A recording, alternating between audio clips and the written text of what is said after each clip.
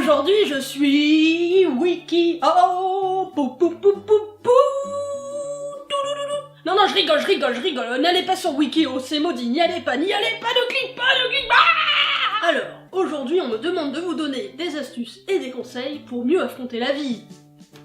Je sais pas. Je sais pas si je vais vous le dire. Je sais pas si je peux donner mes petits secrets comme ça, sur les internets.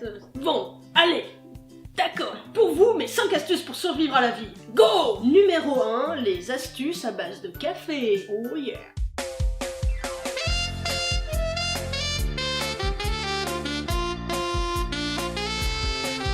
Déjà, le café à boire, c'est la vie. Mais saviez-vous qu'en plus d'être délicieux à boire et de vous donner moult énergie, le café était un précieux allié pour les tâches ménagères? Eh oui, et même des soins corporels? Oui, ma petite dame, oui, mon bon monsieur, eh oui, et cela grâce au marc de café. Alors le marc de café, qu'est-ce que c'est? Quand tu fais un café, t'as la poudre de café, là, bleu, qui est au fond de ta cafetière. Et ben c'est ça le marc de café, c'est le truc noir là, qui est le résidu du café. Si vous avez une machine à piston ou une cafetière à l'italienne, rien de plus simple pour récupérer la précieuse substance. Idem avec les machines à café qui moulent le grain comme ça. Ça marche très bien aussi. Je dirais même plus, fastoche. Par contre, si vous avez une machine avec des capsules, et ben vous êtes foutu, voilà.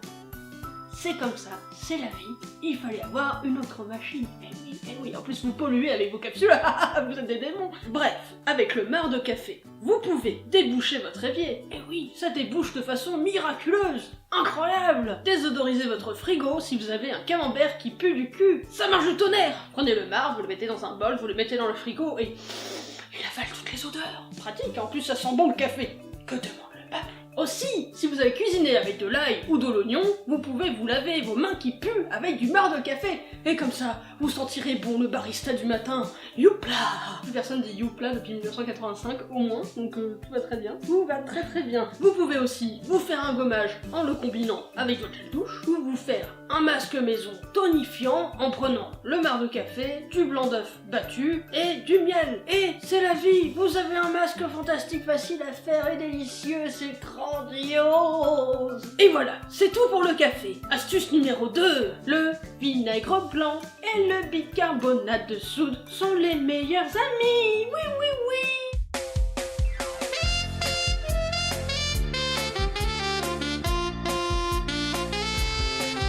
Donc n'oubliez pas, si vous avez un souci chez vous, vous retenez vinaigre blanc, bicarbonate de soude, et là vous allez régler tous vos problèmes. Sauf si vous avez des problèmes financiers, ils ne pourront rien faire pour vous, sauf si vous les jetez dans les yeux de votre banquier, peut-être que là ce sera efficace. Mystère. Donc bref, ces deux-là, ce sont les héros des temps modernes. Eh oui! Donc comme je vous disais, avec ces deux produits, vous pouvez quasiment tout faire. Tout faire pour la maison, et vous? Par exemple, avec le vinaigre blanc, vous pouvez tuer les poux les plus tenaces. Et oui, c'est même plus efficace que les shampoings anti-poux et les peignes électriques. Et en plus, c'est meilleur pour vos cheveux. Mais avec le vinaigre blanc, vous pouvez aussi nettoyer votre machine à laver, nettoyer vos fenêtres, détartrer votre bouilloire en la faisant bouillir avec le vinaigre blanc dedans. Vous allez voir ensuite, elle est comme neuve. Et d'autres tours de magie avec le vinaigre, mais je passe, il y en a trop. D'ailleurs, avec du bicarbonate de soude en plus du vinaigre, tu peux faire un volcan! Pour de vrai, un volcan maison, tu te rends compte? C'est génial! Mon astuce favorite reste celle du nettoyage des grilles de la hotte de cuisine. Tu vois les grilles de ta hotte de cuisine? Le truc là, qui retient, je sais pas, l'air, qui est rempli d'huile, de crasse, de poussière, et c'est dégueulasse. On pense jamais à les nettoyer ces trucs là, alors que y a une solution toute simple pour se débarrasser du gras et des dégueulasseries qui sont dessus. Tu prends une casserole, ou plutôt une marmite, parce qu'il faut que ça soit grand, une marmite que tu remplis d'eau, et de vinaigre blanc, et de bicarbonate de soude, et que tu fais bouillir tout ça. Quand ça bout, tu mets tes grilles à l'intérieur, et là, la magie opère sous vos yeux. Les grilles redeviennent comme neuves, elles brillent de mille feux, elles sont belles, elles sont douces. Au revoir la crasse, au revoir. Donc voilà, ça c'est vraiment mon astuce favorite avec ces deux ingrédients, c'est complètement magique. Vous allez lui niquer sa mère à la crasse, croyez-moi. Regarde. Astuce numéro 3, pour faire passer la nausée.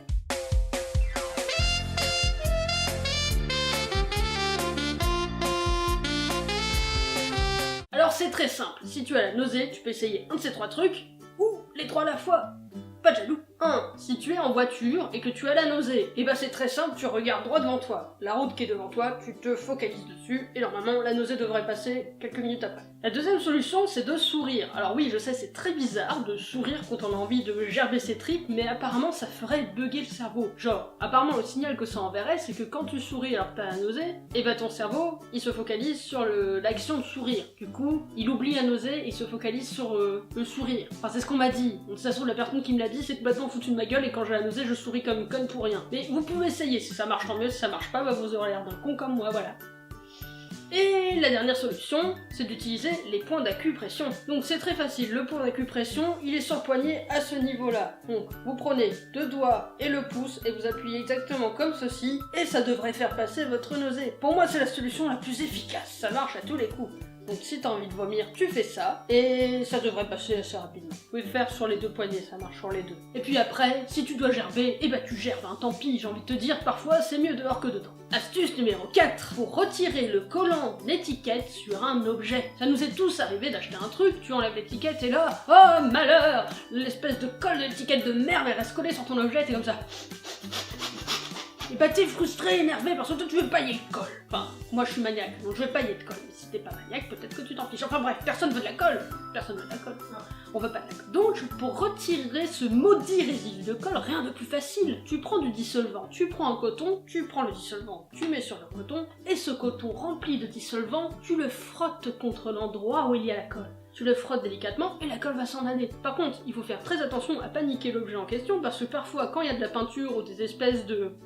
Quand il y a des motifs sur un objet, parfois, bah, le dissolvant le fait partir, donc faites attention à ça, méfiez-vous sur quoi vous le faites, hein, renseignez-vous avant, mais en tout cas, c'est l'astuce suprême pour enlever la colle. D'ailleurs, ça marche aussi quand tu t'as mis de la super glue sur les doigts et que t'arrives plus à l'enlever, un coup de dissolvant et c'est parti. Pratique. Et l'astuce numéro 5, comment lutter contre l'insomnie.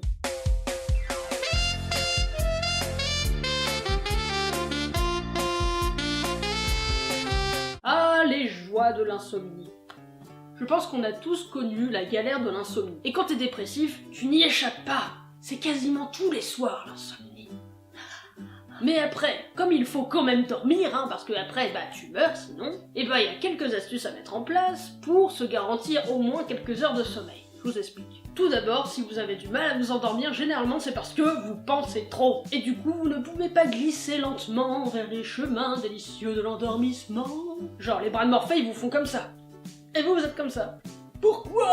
Il faut éteindre le vélo dans le cerveau. Si votre cerveau il surchauffe trop, vous pouvez pas dormir, c'est logique. Il faut lâcher prise. Alors je sais, c'est beaucoup plus facile à dire qu'à faire. Mais c'est possible. Je vais vous donner mon petit truc pour vous endormir quasiment instantanément. Donc déjà, arrêtez de vous poser des problèmes métaphysiques dans votre tête ou de penser à la mort avant de vous endormir. Arrêtez de faire ça, ça vous fait du mal. Il faut penser à des choses jolies, à des choses délicieuses, des choses détendantes. Pensez à des bébés chats ou des gâteaux ou un truc qui vous détend. Quand vous avez arrêté ce putain de petit vélo dans votre tête qui fait...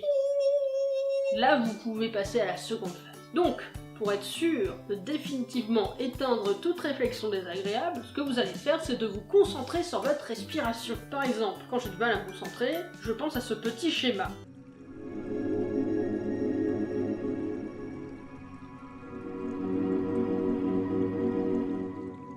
Et ce petit schéma décrit bien le cycle que vous devez avoir quand vous prenez vos respirations. Donc, si vous vous concentrez là-dessus, à bien respirer, à bien inspirer, expirer, faire le truc dans le bon sens avec le bon timing, et ben vous allez oublier tout le reste, et du coup, bah vous allez vous endormir en 20 minutes au lieu de 4 heures. C'est plutôt pas mal. Ça marche bien pour moi, je souhaite pas pour vous, mais peut-être que ça marchera. En tout cas, vous pouvez essayer, ça coûte rien. Après, un autre conseil tout simple pour retrouver le sommeil ou le sommeil tout court, c'est de rester actif la journée. Si vous faites rien, bah vous serez pas fatigué, ça a l'air logique. Ou au contraire, parfois vous allez rien faire à être encore plus fatigué que si vous faites des trucs. Mais ça c'est pas la bonne fatigue. Si jamais vous avez le courage, vous pouvez tenter de faire un peu de sport pour vous fatiguer physiquement, et peut-être que comme ça vous vous sentirez mieux dans vos pompes, hein.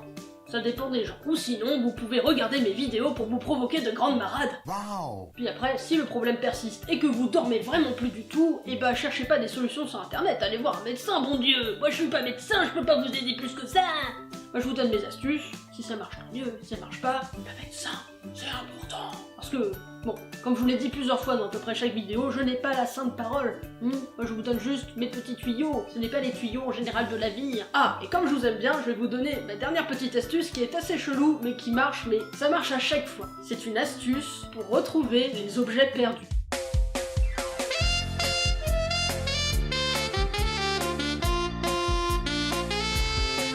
Donc c'est une astuce qui me vient de ma tante, qui est une personne complètement fabuleuse, mais je vous avoue que la première fois qu'elle m'a parlé de ce truc, je me suis dit ça y est, elle est en train de péter les plombs, elle est en train de devenir sénile. Donc cette astuce, pour retrouver un objet, c'est d'ouvrir des ciseaux. Alors, je me fous pas de votre gueule, je sais que c'est très bizarre dit comme ça, mais en gros, t'as perdu tes clés, t'as perdu ta carte de transport, t'as perdu, je sais pas, un truc, tu vois, n'importe quoi. Tu sais plus du tout où tu l'as posé. Ce que tu fais, tu prends une paire de ciseaux, tu ouvres la paire de ciseaux, tu la poses sur une table, et ensuite tu retournes faire ta vie sans penser au problème de où j'ai mis le truc. Juste t'essayes de penser à autre chose, t'essayes de faire autre chose, te vider la tête, tu laisses le problème à la paire de ciseaux. Oui, non, j'ai conscience que c'est vraiment chelou, mais attends, j'arrive à la fin du raisonnement. Donc la paire de ciseaux est ouverte, tu fais ta vie, et franchement, c'est arrivé. J'ai essayé environ 5 fois de faire ce truc, les 5 fois ça a marché, tout d'un coup, paf, j'arrive à me souvenir où est le truc. J'ai retrouvé des trucs pas possibles comme ça, j'ai retrouvé mes clés, parce que je les perds tout le temps, mon passe Navigo, parce que je le perds tout le temps aussi, et j'ai retrouvé une Game Boy que j'avais égarée pendant 5 ans. C'est vous dire à quel point ça marche. Ah non mais je sais, c'est super creepy, mais je veux dire, si vous essayez de faire ça, au mieux ça marche, au pire vous aurez juste une paire de ciseaux ouverts sur votre table. Ça va tuer personne, sauf si vous glissez dessus, et qui sont dressés comme ça sur votre table. Cela ne marche pas pour retrouver des êtres vivants, ou invoquer les morts, sauf si vous êtes un gros psychopathe, cordialement. Et voilà, vous êtes riche maintenant de tous mes petits tricks de la vie. Alors ça fait quoi toute cette richesse, hein? Tu te sens puissant? Tu te sens puissant? Tu as raison, tu es puissant, ou tu es puissante, parce que tu es une frite. Parce que tu es une frite! Nous sommes tous des frites, regarde. Et vous, c'est quoi vos petites astuces secrètes? Allez, à demain, encore, toujours, bisous!